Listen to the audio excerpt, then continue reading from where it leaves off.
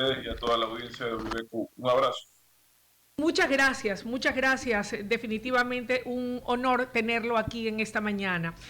El presidente Noboa, tras su posesión, el mismo día, firmó un tercer decreto en el cual ya delega las funciones a la vicepresidenta María José Pinto, vinculadas a la articulación de políticas públicas integrales y del ámbito social.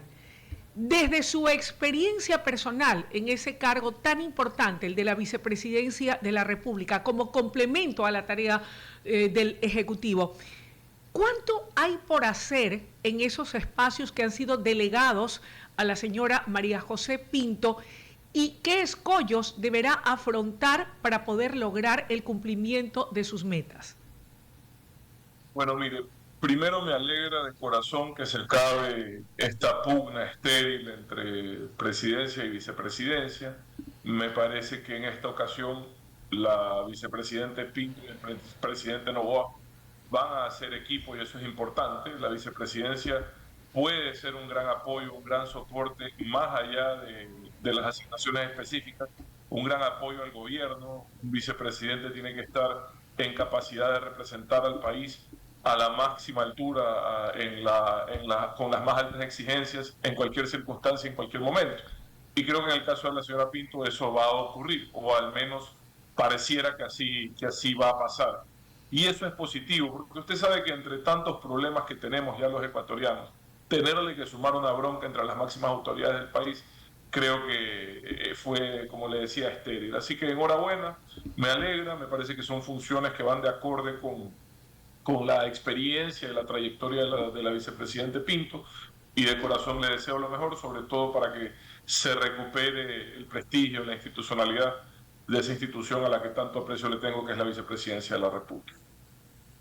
Sí, había dentro de la misma pregunta, estimado Otto, planteada una repregunta y esta iba orientada a que desde esos ámbitos específicos, la articulación de políticas públicas integrales y el ámbito social tan preterido, ¿cuánto hay por hacer? ¿Cómo se lo puede lograr de tal manera de que se puedan también alcanzar las metas y objetivos que se ha trazado el gobierno? Mire, entiendo que en el caso de las delegaciones a la señora Pinto hay dos principales. La una es la continuación de la lucha contra la desnutrición crónica infantil y la otra es el control del embarazo adolescente. Esos dos indicadores en el Ecuador están disparados, son de los peores de la región. En la vicepresidencia, con quien fue mi sucesora, María Alejandra Muñoz, ahí se le dio el puntapié inicial al tema de la lucha contra la desnutrición crónica infantil. Ella hizo el plan nacional al respecto, lo publicó, y ese es el que se ha venido siguiendo desde entonces.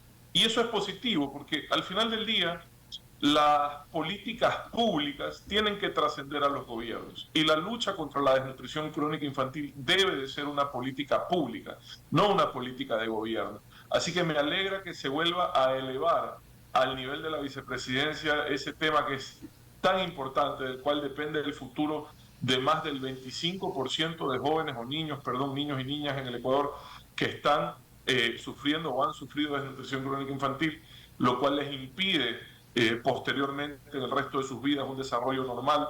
Entonces creo que es sin duda una prioridad y ojalá, insisto, tenga éxito en una lucha que inició de forma estructurada como política pública en el gobierno del cual yo fui parte, cuando le encargaron ya al más alto nivel a la vicepresidenta, que fue mi sucesora, ese tema, y que se ha venido teniendo resultados. El otro, el del embarazo adolescente, es otra tragedia de nuestra sociedad. La falta de educación sexual o la falta de preparación, métodos preventivos, etcétera, ha hecho que muchas niñas y adolescentes en el país vean cambiada, alterada radicalmente su vida fruto de un embarazo. Yo no soy sino un defensor de la vida, pero también espero que las niñas y los adolescentes puedan planificar adecuadamente su vida para que un embarazo, a veces hasta en la niñez, le digo, hay niñas de 12, 13 años embarazadas en el Ecuador, no vean, insisto, afectados sus planes de vida por un embarazo no planificado.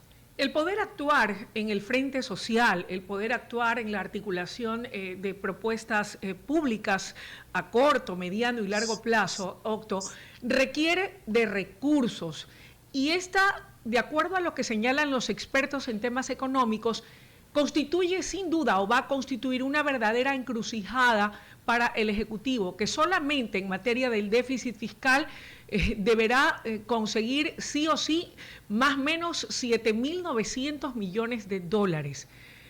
¿Cómo atenderlo con este escenario donde hay inseguridad, donde hay falta de creación de empleo formal, donde el crimen organizado y el narcotráfico, según datos que han sido proporcionados por el secretario general para América Latina de la Integración, el señor Abreu Bonilla, señala que en la región se mueven 600.000 millones de dólares anuales, fruto del trabajo del narcotráfico y del crimen organizado?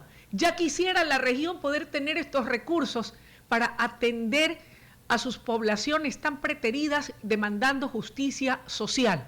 ¿Cómo lograrlo? Si no equiparar a esos valores, sí poder contar con los recursos para poder atender el tema que usted señala, entre muchos otros, la desnutrición infantil crónica y el embarazo en adolescentes. Mire, el Ecuador viene luchando al menos desde el 2014 por equilibrar sus presupuestos y evitar los déficits. Ya son más de 10 años y 4 gobiernos que vienen enfrentando la insostenibilidad fiscal del país. ¿Qué se puede hacer? Bueno, muchas cosas se han hecho y desgraciadamente han sido insuficientes. Se han revisado subsidios, se han revisado impuestos, se ha recortado gasto público, al menos en el tiempo que yo fui servidor público lo hicimos quizás el mayor recorte de la historia, y se lo hace tratando de evitar afectar servicios importantes, sobre todo en salud, educación o prestaciones diarias a la ciudadanía, en, por ejemplo, registro civil, etcétera. Ese es el objetivo, ¿no? Es decir, recortar donde hay excesos, no es mejorar la calidad de los servicios públicos. Ese es el objetivo, pero es complicado. Entonces, ¿qué le queda? Le queda seguir apostando al apoyo de los multilaterales. Es un apoyo que ya tiene sus límites, porque el Ecuador es uno de los países sobre el PIB con mayor endeudamiento con los multilaterales. Y lo otro es aprovechar ese apoyo para que no sea simplemente dinero para cubrir cuentas pendientes, sino sobre todo conseguir recursos que nos permitan hacer inversión pública en infraestructura y que permita que la economía crezca. Si la economía sigue creciendo al ritmo que viene creciendo los últimos 10 años, que es un ritmo deplorable, imagínense, sumando además 2 años de protestas violentas que costaron al menos 1 punto o 2 del PIB cada una, y una pandemia que costó 8 puntos del PIB. Si usted quitara eso, quizás la situación fuese mejor. Pero hemos tenido eventos extraordinarios, dramáticos. Los apagones el año pasado, otro costo altísimo para la economía del país. Y sin duda alguna, y usted no se equivoca, cuando mete en el análisis de la situación fiscal y económica el problema delincuencial. ¿Por qué? Porque es muy difícil. Yo le decía, para salir de esto necesitamos que la economía crezca. Hay 2 formas de hacer que la economía crezca. Inversión pública, específicamente en infraestructura, porque cada dólar que usted mete en infraestructura es $1,5 de crecimiento económico, y también atraer nuevamente inversión privada, tanto nacional como extranjera. El nivel más alto de inversión extranjera que tuvo el Ecuador fue el 2018-2019, entre 1.500 y 1.800 millones en esos años. Sigue siendo bajo, pero fue el más alto de nuestra historia. Ahora estamos por alrededor de 200, 300 millones, lo cual es insostenible para el país. Entonces hay que darle la vuelta a eso. Pero es difícil porque mientras usted tenga estos niveles de delincuencia, es complejo atraer inversión. Entonces estamos en una situación en la que tenemos que abordar ambos temas en simultáneo. La lucha contra la delincuencia y la atracción de inversión nacional y extranjera, pero también la inversión pública apoyada, insisto, con un financiamiento específico que permita que la economía crezca. Me alegró escuchar al presidente identificar ciertos proyectos prioritarios en infraestructura durante su discurso el 24 de mayo. Ojalá y tengan, insisto, la capacidad de gestionarlos para que ya se sienta en la economía esa inversión y nos permita hacer que el crecimiento económico sea parte de la solución, tanto del problema fiscal como del problema privado. ¿Qué tal, estimado Otto? Paul Tutibén los saluda. Buenos días, gracias por estar con nosotros acá en WQ Radio, WQ Noticias. Si bien es cierto, dentro del discurso del presidente Daniel Noboa, él hacía hincapié en fortalecer la inversión pública, como usted hace referencia, entre esos hay un plan habitacional para unas 200.000 personas, supuestamente crear 1 millón de puestos de trabajo. Él ya tiene 1 año, 5 meses como gobierno luego de la muerte cruzada. Dentro de lo que usted ha podido hacer un análisis con el discurso que él ha hecho y el trabajo que ha venido realizando durante 1 año, 5 meses, él se habla o ha dicho que se vienen cambios. ¿Cree que de pronto se podría cristalizar todo lo que él ha anunciado durante el discurso? ¿Lo ve positivo? ¿Lo ve de pronto enrumbado para que existan esos cambios? ¿Cuál es el panorama o cuáles son esos retos y cambios que se deberían de dar dentro de este nuevo gobierno ya completo de Daniel Noboa?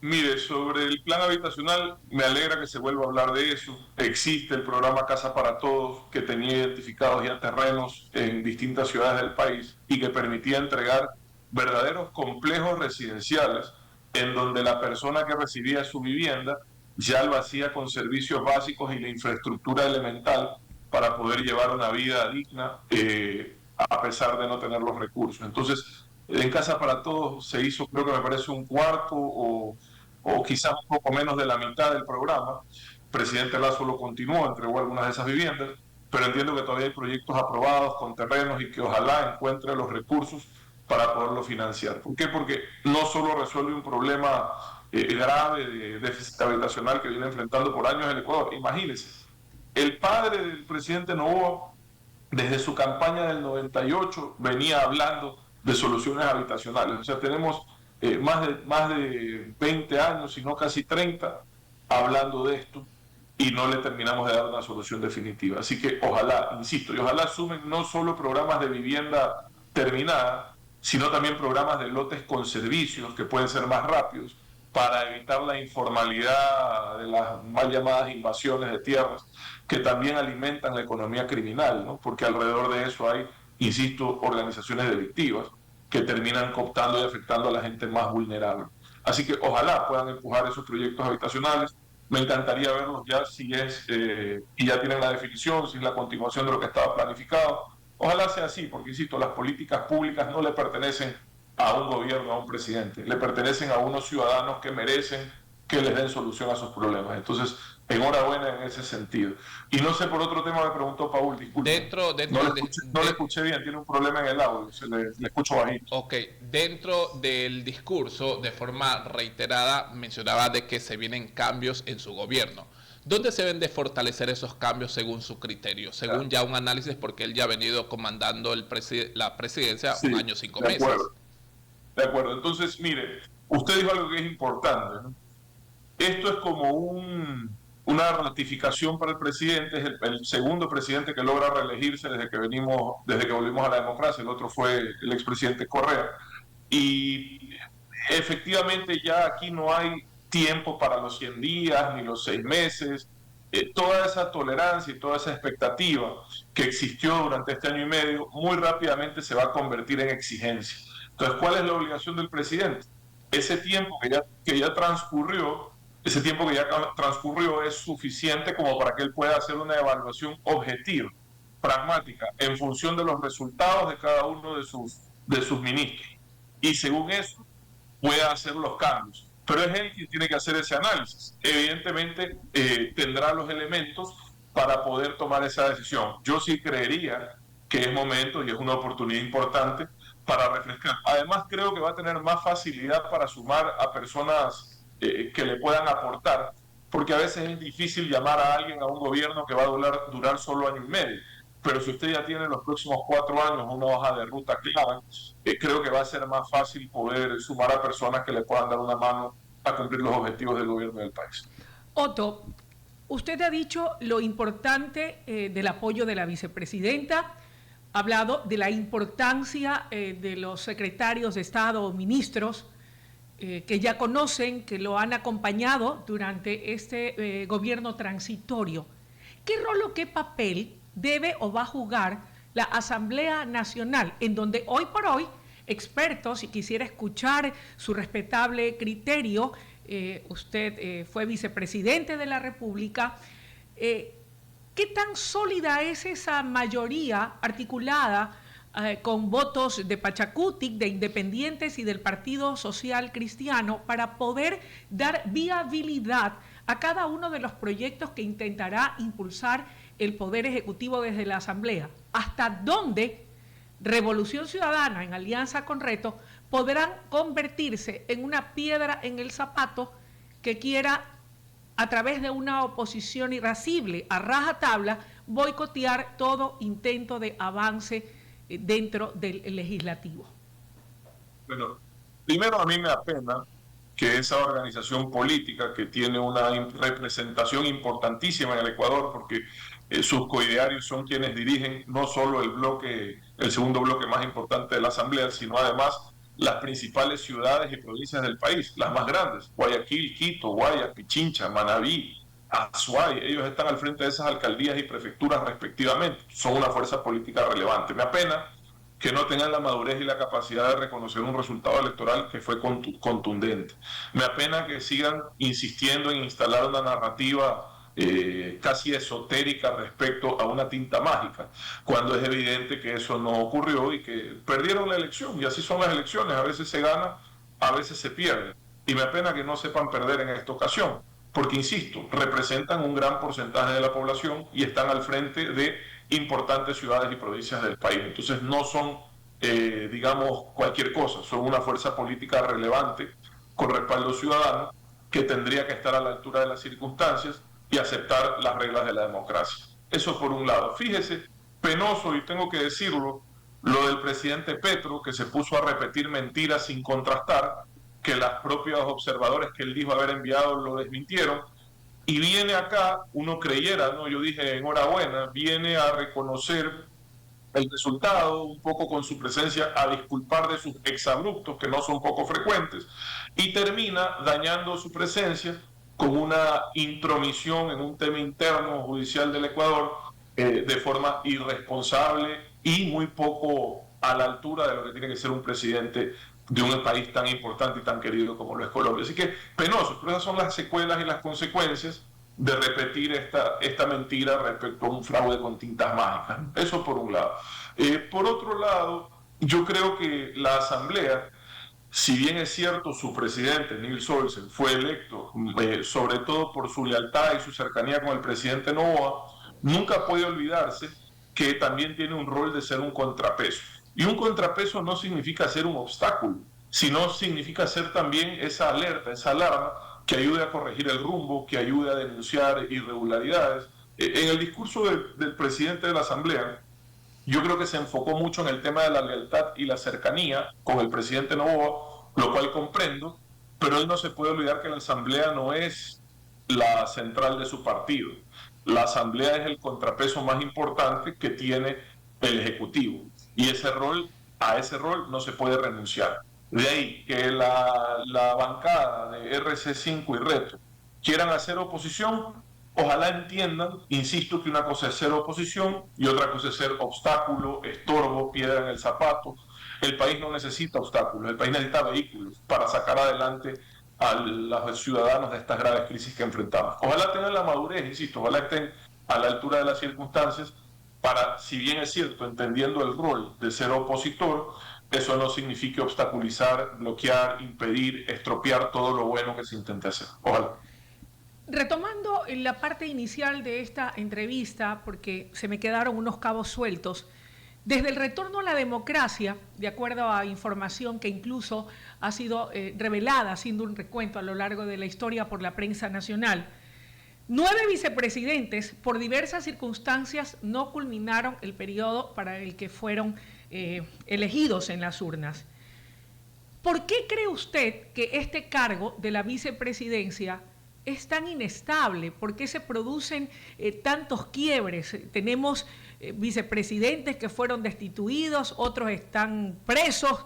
Es una situación bastante difícil y compleja en un país en que, como usted bien señala, se requiere de que sus autoridades trabajen monolíticamente unidas y que sí, haya esos pesos y contrapesos para dar ese equilibrio, pero es inexplicable que algo así ocurra. Y como ya lo decía José María Velasco Ibarra, cuando estaba a punto de terminar su último mandato, él señalaba que la vicepresidencia o este cargo o aquel que lo ocupaba era un conspirador a sueldo. Así es. Sí. ¿Qué es lo que pasa? ¿Cómo entender esta situación de esta inestabilidad de este cargo tan importante que creo yo es para acompañar y apoyar al presidente de la República? ¿Debe desaparecer acaso como están las cosas? Pero yo creo que hay que analizarlos cada uno en su contexto y en su momento, ¿no? La frase de Velasco Ibarra la dijo cuando la presidencia y la vicepresidencia se elegían por separado en la papeleta. Entonces, a él le tocaba tener de vicepresidente a su opositor. Y eso evidentemente no es viable. Por eso luego, ya cuando volvemos a la democracia, se cambia el rol de la vicepresidencia, se escoge junto con el presidente y se supone que el vicepresidente es un aliado del presidente. A eso iba. Al gobierno. Pero mire lo que pasó. Entonces usted mencionó los casos y fíjese que en esos 9 no entra Verónica Abad porque terminó su mandato como vicepresidenta. No. Bueno, fue destituida, ¿no? Al final. Sí, ¿no? Así es. Sí, lo fue. Bueno, fue suspendida, no destituida. Suspendida, pero no destituida. Correcto. Entonces, usted tiene el primer caso, que es el caso más triste, si se quiere, porque se trató de la muerte inesperada y lamentable del presidente Roldós, y es sustituido por el vicepresidente Osvaldo Hurtado. Un caso excepcional, en eso no viene en caso la política. Pero luego, usted lo que tiene es el caso Dajic, que es destituido por acusaciones de corrupción en juicio político, y luego tiene en la etapa de la inestabilidad política en el Ecuador, en donde los vicepresidentes terminan siendo los que terminan sustituyendo al presidente que es expulsado, ¿verdad? Rosalía Arteaga brevemente en el caso de Bucaram, ese es el caso más enredado porque termina Fabián Alarcón de forma inesperada frente a la presidencia, pero bueno, e inconstitucional en mi opinión, Rosalía Arteaga, luego tiene a Gustavo Noboa sustituyendo a Maguat, luego tiene a Alfredo Palacio, que en paz descanse también, sustituyendo a Lucio Gutiérrez. Y luego tiene una etapa en el que eso termina por 10 años con Rafael Correa.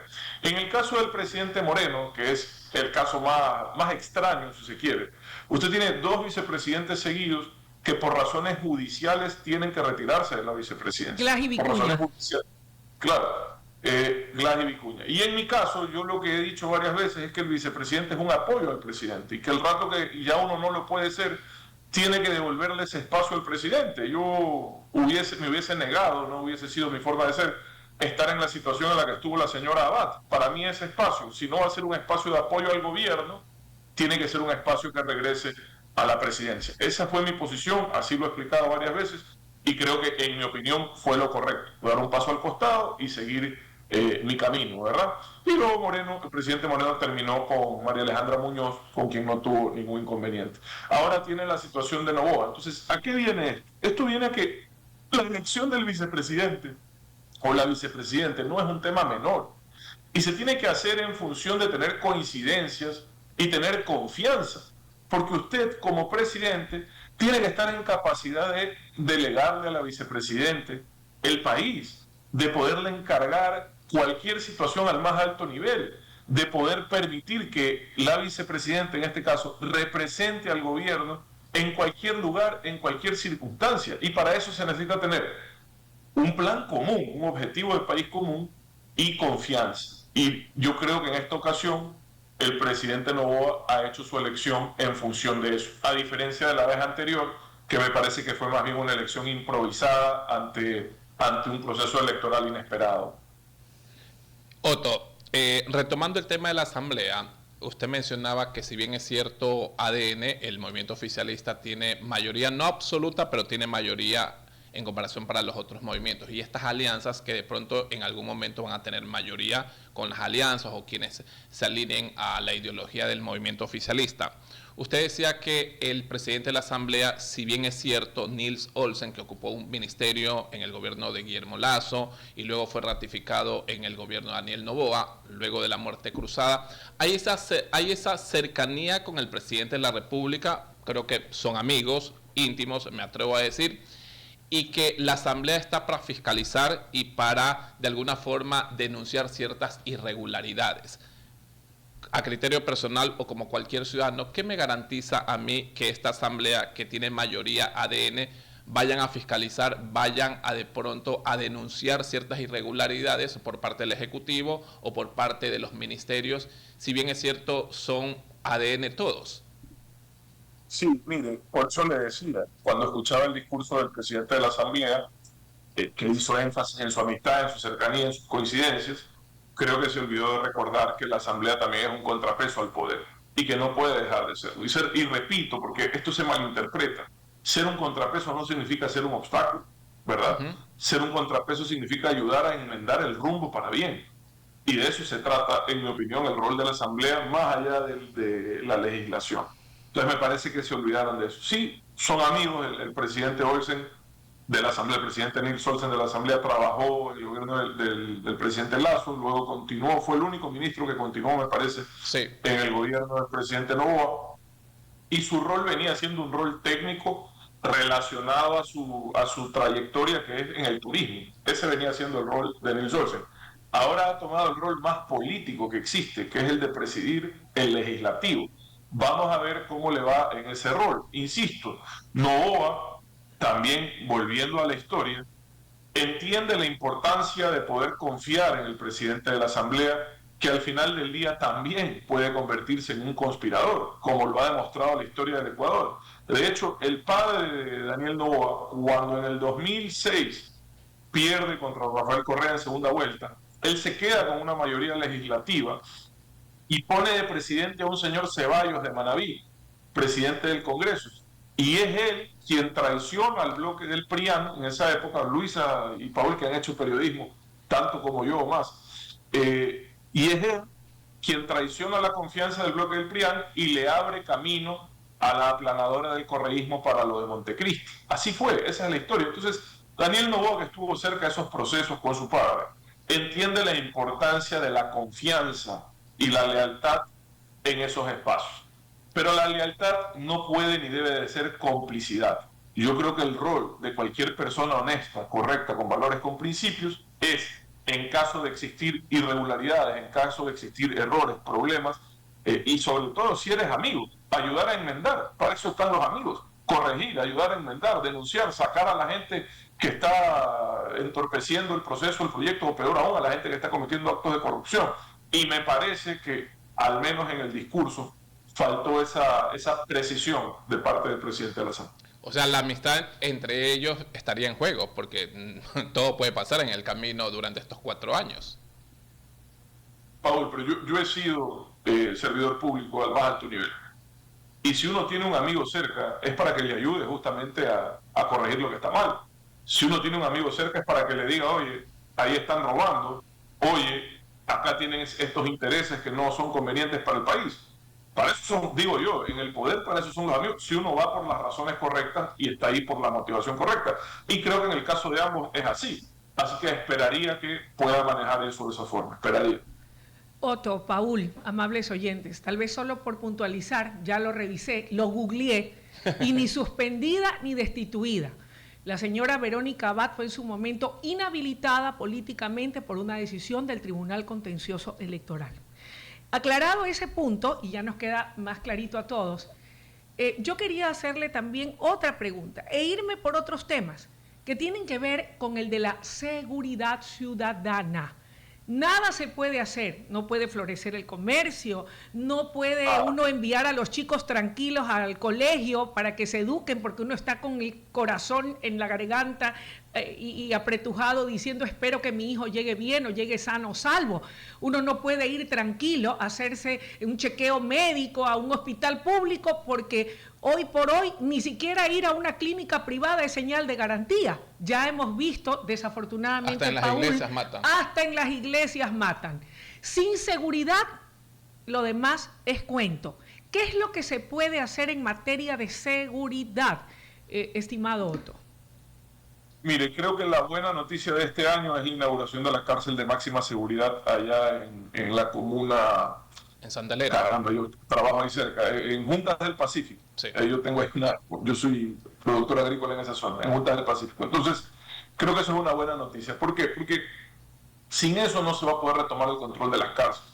Y sin controlar las cárceles no va a haber ninguna forma de recuperar la seguridad. Creo que ese es el inicio. Usted necesita sacar a los delincuentes más peligrosos, ¿ya? Y más poderosos y encerrarlos de verdad con las restricciones que ameritan según el riesgo que representan.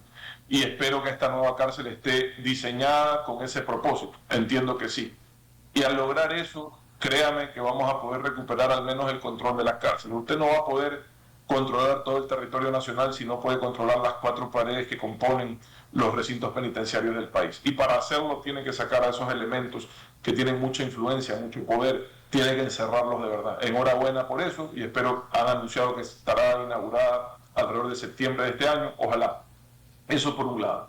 Por otro lado, las cárceles existentes necesitan tomar medidas que permitan que los controles eliminen la discrecionalidad de los guías penitenciarios, porque discrecionalidad es igual a corrupción, es decir, las puertas, las cámaras, los sistemas de escáner tienen que tener un control externo, digital, en donde cuando se decida qué puerta se abre y qué puerta se cierra, no tenga esa persona contacto directo con un delincuente que lo puede estar amenazando o lo puede estar cooptando. Entonces creo que ese es otro elemento. Y por último, hay que continuar con el fortalecimiento de la fuerza pública. Me alegra ver nuevos vehículos de la Policía Nacional. Ese fortalecimiento tiene que incluir una depuración, porque están contaminados los elementos de la fuerza pública, desgraciadamente muchos, por el poder económico o la presión criminal que estos delincuentes pueden ejercer sobre ellos. Y hay que depurarlos, hay que identificar a través de mecanismos de control de lavado de activos, en coordinación de la UAFE y el SRI, crecimientos patrimoniales irregulares de miembros de la fuerza pública y también de miembros de la función judicial, tanto en fiscalía como a nivel de jueces, para poder realmente lograr que se haga justicia. Porque si seguimos así, con delincuentes capturados, peligrosos, que son liberados inmediatamente, no hay forma de darle vuelta a esto. Y además hay otro problema. Usted hablaba del tamaño de la economía criminal en la región. En Ecuador, eso que si bien es cierto está, digamos, sentado sobre el narcotráfico, está también creciendo en torno a la minería ilegal, que tiene un problema ambiental, un impacto ambiental gravísimo, pero también una serie de problemas sociales que están afectando algunas regiones del país, en la Amazonía, en la costa y en la sierra. Entonces creo que ese tema también es un tema prioritario si queremos retomar la seguridad. Ojalá. Otto, y con respecto a atacar a estas economías con este nuevo proyecto de ley que envió el presidente el pasado sábado, bueno, ya 2 semanas, ¿cómo usted lo ve? ¿De pronto es un proyecto que podría cristalizarse, tiene que ser analizado aún, de pronto puede llegar a la Corte Constitucional y ser bloqueado, porque aparentemente de urgente con tema económico no tiene nada que ver, porque más es tema penal y delictivo? ¿Cómo ha visto y cuál es su análisis con respecto a este proyecto de ley que busca combatir la economía a estas mafias? Bueno, es que estamos atrapados como sociedad entre esa mano dura que esperamos llegue en contra de los delincuentes y los riesgos de que esa discrecionalidad de poder hacer, sin pasar por un filtro judicial, por ejemplo, un allanamiento, que se abuse de aquello políticamente y paguen justos por pecadores. Entonces creo que hay que encontrar un equilibrio para que se pueda aplicar con mayor fortaleza la ley cuando corresponde, sin desproteger de los abusos que podrían estar expuestos ciudadanos o personas activas en la política, porque eso desgraciadamente no deja de ser un riesgo en el Ecuador. No he terminado de revisarlo a fondo como darle una opinión específica, pero creo que se debería de lograr encontrar un equilibrio para que se pueda tener esa mano dura que se necesita sin caer en la tentación de abusar del poder y afectar enemigos políticos. Y hablando de mano dura, Otto, el rol o el papel que juegue la justicia, no solamente jueces, sino fiscales y sobre todo quien le tocará suceder como titular a la doctora Diana Salazar, que ya lo hemos dicho y ha sido reconocido públicamente dentro y fuera del país, dejó la vara muy alta. Va a ser muy importante quién sea el escogido o el designado. Y ahí sí a todos, y estoy segura de que a usted le ocurre lo mismo, nos entran serias dudas de la transparencia del proceso que se le ha encomendado, en este caso por ley, al Consejo de Participación Ciudadana y Control Social. ¿Cómo lograr que también estos tentáculos de la corrupción, del narcotráfico, también la corrupción a nivel político, no pretendan meter sus manos y ser ellos los que terminen poniendo a las autoridades de control tan importantes como el que deba ocupar el puesto de sucesor de Diana Salazar, porque de lo contrario estarán favoreciendo a las delincuencias y a las mafias y dejándonos a los ciudadanos de a pie a merced de Dios. Usted ha dicho algo importante, Luis. Los ojos y las manos, desgraciadamente, puercas del crimen organizado van a estar puestos en este concurso, van a estar atentos y tratando de incidir. Entonces, para mí esto es una prueba de fuego para los nuevos miembros del Consejo de Participación Ciudadana y Control Social, que desgraciadamente, hasta el día de hoy, ha sido una estafa social y un fraude institucional, comprobado y ratificado por los audios del caso Ligados, en donde usted ve cómo la fuerza política que diseñó esa estructura institucional bajo la premisa de eliminar la incidencia de la injerencia de la partidocracia en los procesos de elección de autoridades, quedó claro que lo hacían para hacerlos ellos mismos, pero solos, y manejar esos concursos a su antojo. Entonces yo creo que estas designaciones tienen que hacerse en función de trayectoria, meritocracia y honestidad de la persona que sea electa.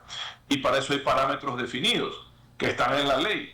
Lo que pasa es que hoy los nuevos miembros de ese consejo, y al frente una persona que conozco y que respeto, que es Andrés Fantoni, espero que lo sepan hacer en esta ocasión como corresponde y no cedan a las presiones ni del poder político, peor aún del poder de las mafias criminales que, como usted bien dice, van a tratar de incidir en este proceso. Ojalá, Luisa, pero esta es la prueba de fuego para ellos. Yo creo que con este concurso podrán demostrar si realmente están en capacidad de darnos a los ecuatorianos una elección meritocrática de nuestras autoridades. No solo en la Fiscalía, pero entiendo y coincido con usted que ese quizás es el punto más sensible que tiene el país en medio de esta guerra contra la delincuencia.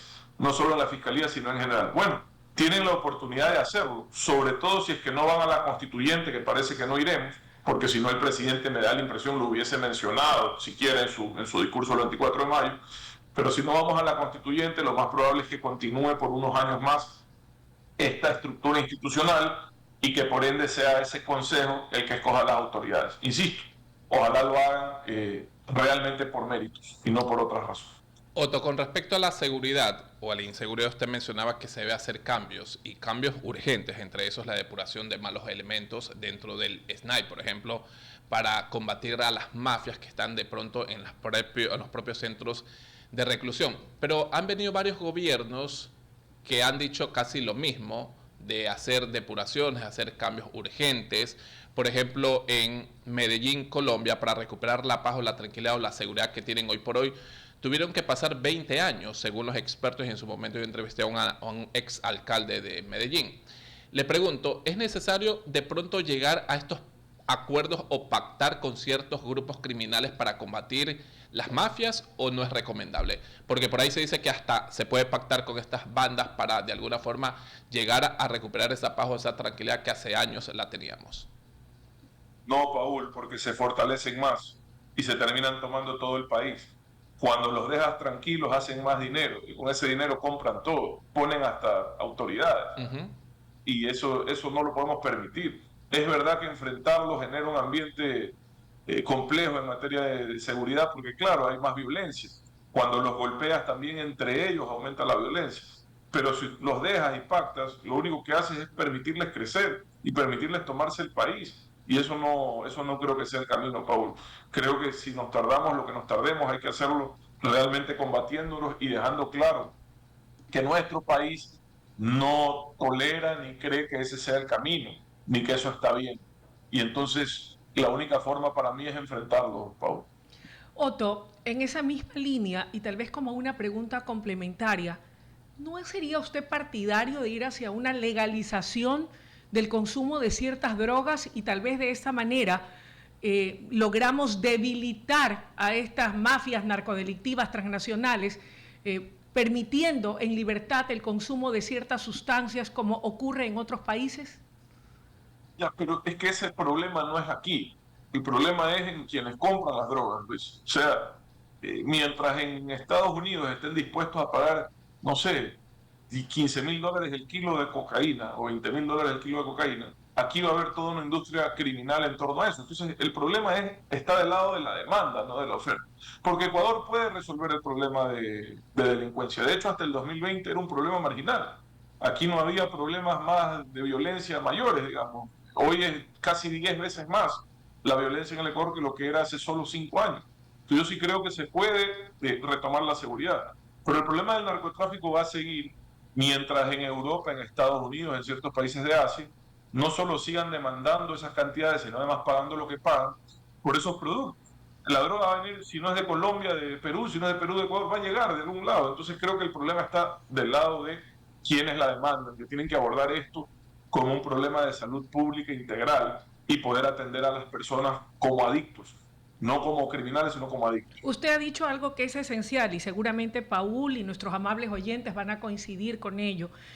Revisando lo que pasó en Medellín y que tomó un poco más de una veintena de años el poder de alguna manera erradicar el conflicto que estas fuerzas del crimen organizado se habían tomado en Medellín y la habían convertido en un polvorín, como desgraciadamente es hoy Ecuador y ciudades importantes, en nuestro caso como Guayaquil, señalaban que había que hacer un trabajo no solo de represión y de una lucha frontal contra el crimen organizado, sino que además de ello había que implementar un tema de acciones integrales, garantizando oportunidades, garantizando salud, garantizando educación, mejorando la calidad de vida de las familias, para ahí sí poder ser esa opción que hoy no la tienen las familias y que desgraciadamente, y no porque no se hayan hecho acciones para podérselas brindar,